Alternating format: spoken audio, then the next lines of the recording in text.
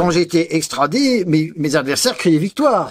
Et ben maintenant, il doit se dire, bon, on va l'avoir au final, mais il n'empêche que là, avant d'être extradé à mes procès, il y avait 5 personnes. Il y a 3 jours, il y avait à peu près, peut-être pratiquement 100 personnes.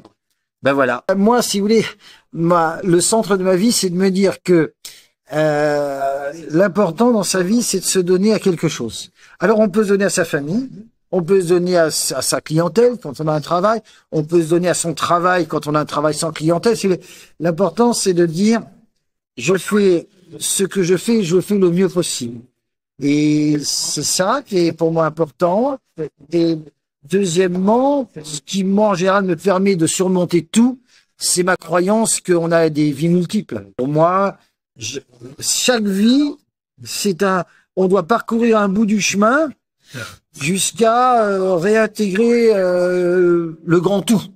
Ce que certains appelleront le nirvana, le grand esprit, Dieu, etc. Donc, je relativise, je me dis, j'ai déjà peut-être eu des milliers de vies. Celle-là, elle était faite pour faire ça, et chaque épreuve est une expérience que si on la vit bien, on va se bonifier. Donc je vis chaque épreuve très excité. Voilà, donc je suis extradé, je me dis, c'est excitant, j'ai été vaincu sur cette affaire, ils ont réussi à m'extrader, comment puis-je en tirer parti? Et vous voyez, j'en tire énormément parti. Je me dis toujours que la Providence, elle vous donne les épreuves pour votre meilleur. Et à chaque fois que vous croyez qu'il vous arrive une grâce, si vous la prenez bien, la Providence vous a fermé une porte, mais elle vous en ouvrira 2.